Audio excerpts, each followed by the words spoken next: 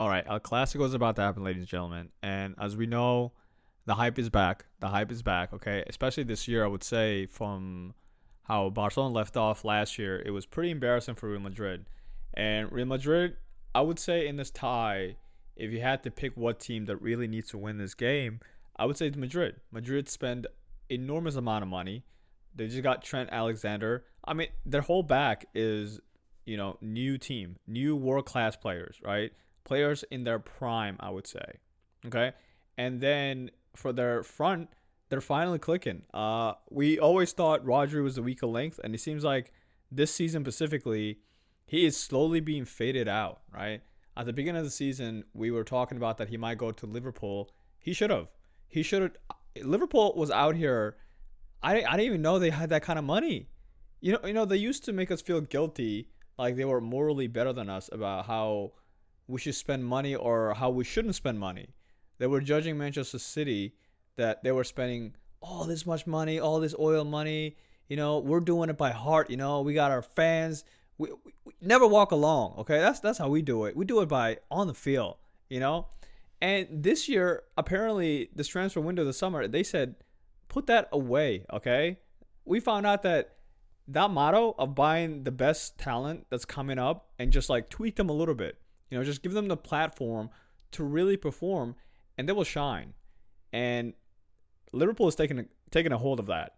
I don't know where they found this new investment money, but I mean they bought the most expensive players in the market. They pay top dollars for top strikers. They have two of the best strikers coming up right now, and they don't know who's gonna last. That's a game to play. Who's gonna last? Okay, is Isak gonna last? I don't know, because right now he's the weaker length. Right? He's not performing well at all. But going back to El Clasico, okay? Madrid is doing great. So they bought all these players and they got embarrassed at the World Cup tournament. It was embarrassing. I mean, the way they got done, it was quite embarrassing. And Xabi Alonso has to show them that his tactic, he has a plan. He needs to show that he has a plan, he has a tactic that he needs to execute. And this is the perfect game. Today is a day. Kylian Mbappe had a great season last season, no doubt. It started slow, but he really picked up towards the end of it. And this season, he's off the races, okay? And it's not just him that's off the races, okay? Because Bellingham's been hurt. He's not fully fit yet. I mean, I would say he's fully fit now. He played about full games. Bellingham, again, he's been hurt early in the season. So really, the spotlight was on Kylian Mbappe and Vinicius and the Rodri situation. So as I was saying, Rodri decided to stay and said, I will serve Madrid. Very loyal. I mean, to be real, where are you going to go? Just to let everybody know, this is pretty much a fact. This is a football royalty club. You can only go down from Madrid. And I'll say the same for Barcelona as well. You can only go down. There's no up. Even if you go from Barcelona to Madrid, you're about the same. Like, I'm not looking at you any different of like how much impact you can have. It's about the same. These are two teams who compete for everything, right? Whatever tournament they're in, one of them wants to win because of the other ones in there. Really, that's what it is, right? This is a rival of all rival. A Clasico is what's all about. And the main reason why the best players in the world come to these two big clubs or want to come to these big two clubs, or that was the trend for the last 20 years or so, right? You go to these clubs, the weather is nice, you're not dealing with cold, rainy, no. It's a soccer weather. It's a soccer weather, and most of the players who come there, they're at a point where they're most basically peak of their career, and now all they have to do is solidify their legacy in football history, right? And to do that, you need Champions League, you need a lot of league wins. And to do those two things, you either go to Madrid or you go to Barcelona. For Madrid, Champions League. That's their bread and butter. Everybody knows this. And if you want to win league cups, you go to Barcelona. Guarantee it. And it's been like that for a while, right? And so the best players in the world tend to want to go to these two clubs when they won trophies. Hence, Trent Alexander and all these other players who are like twerking to go to Madrid or Barcelona. And it's never going to stop. That's what I'm saying. Well, never say never, but for right now, it's going to be a while before that changes. That's the term. So, and this is everybody, and one of the main reasons is El Clasico. We were all young. These guys were all young watching this El Clasico, watching the best players in the world who have animosity towards each other just from a football rivalry. And even when they were young, they were watching, they were supporting each side, right? Now they get to perform it, be part of that. So it's like a cycle, you know what I'm saying? You get inspired by watching these games, and you want to be part of these games, and then when you get to the pinnacle of this game, you want to be part of those specific teams, right? So that's kind of how it is. A Clasico is going to be great. So Kylian Mbappe is one of those players. He always wanted to play Madrid, and he wants to beat Barcelona. And last season just didn't go his way. This season, he is doing amazing. I mean, he won't stop scoring goals. There's goals every game. He's very much fit. And then the other person that's really on his level right now is Vinicius. Vinicius out of nowhere. There was a lot of question about his attitude and whatever. He is on point right now.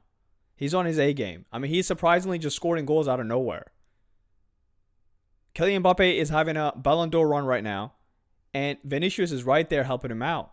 Now, I was saying Rodri. I think Xabi Alonso, gave up on Rodri. I think he's focusing more on Bellingham to put him there. That's what I think. He just has too many players. And I think one of them is going to be left off, and it looks like Rodri will definitely be left off. That's what I think. So their back is fine. I mean, they don't even have... Their back is solid. Like I said, their back is solid. Their midfield is solid. Madrid is a solid team going into this El Clasico tomorrow. Barcelona is not. Now for Barcelona, we haven't had our front three from last season. They haven't played together yet. You get what I'm saying? It seems like everybody finally figured out the high line. At least that's what it seems like. And most of that comes from the back line. Last season we had Martinez and Kubasi, great partnership. And we're trying to find a partnership who's going to work with Kubasi, right? Who's going to really lead him on, right? Because he's still learning. And he needs somebody beside him with great experience. So it's very hard to have Eric Garcia's there and then have Eric Garcia's in, right back.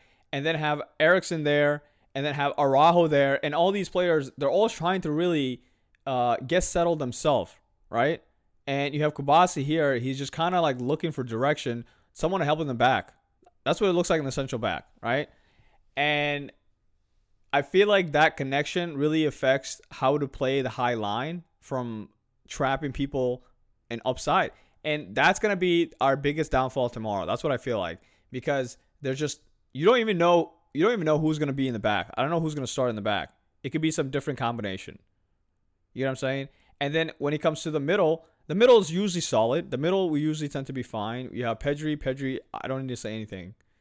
Best midfield in the world, no doubt about it. Same with De Jong. If De Jong plays, I heard that he got a little knocked, but I think he'll be fine. If he plays, again, we have supply for midfielders. And De Jong and Pedri, the best duo in the game. That's my opinion.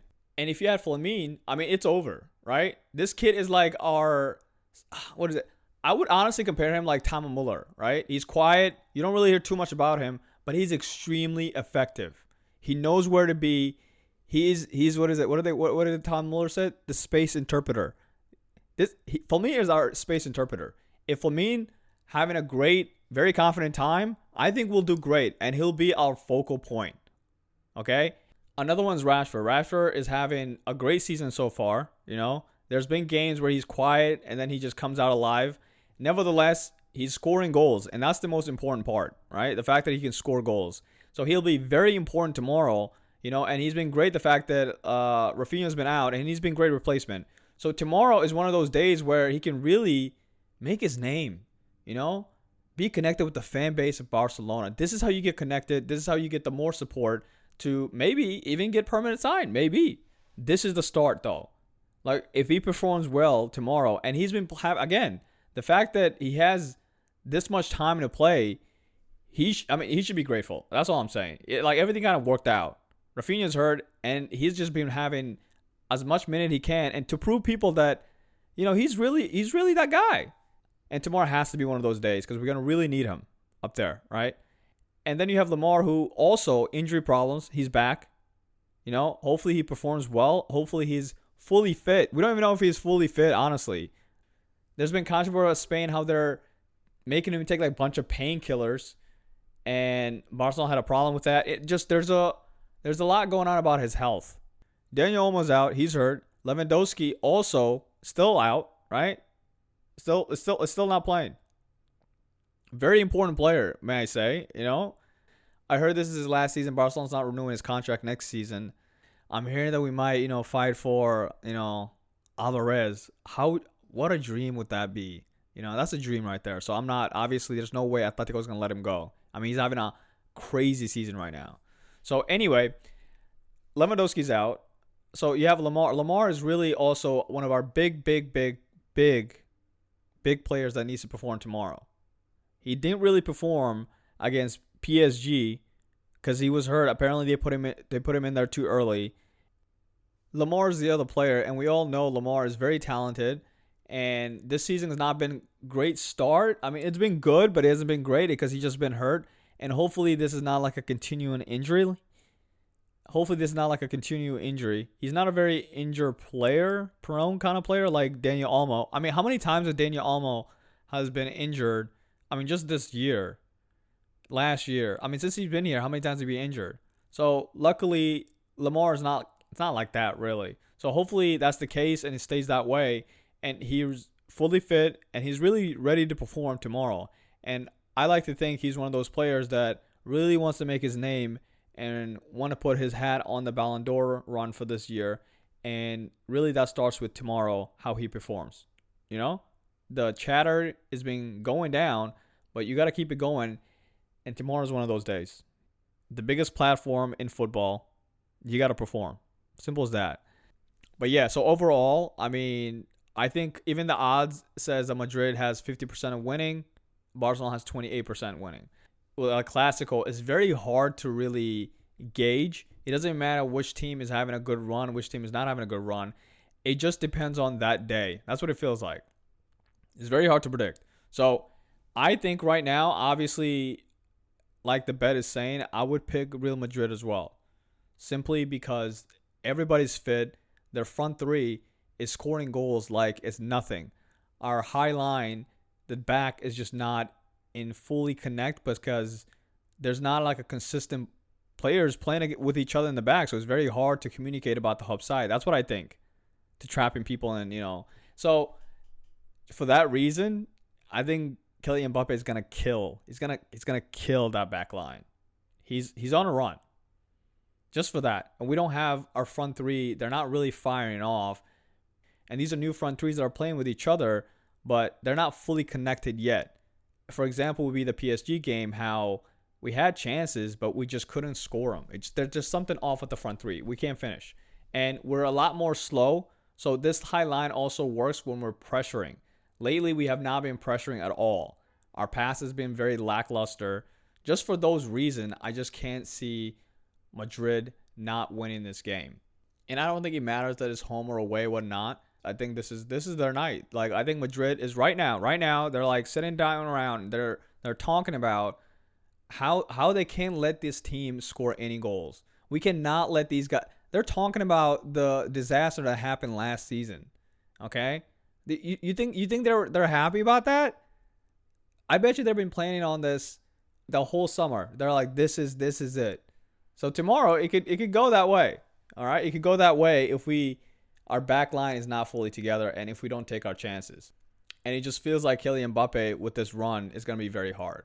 But you got to have faith, right? Barcelona can always surprise you. We still have the talent. Lamar can have a game, one of the best games of the season so far, right? Anything can happen in this Clasico.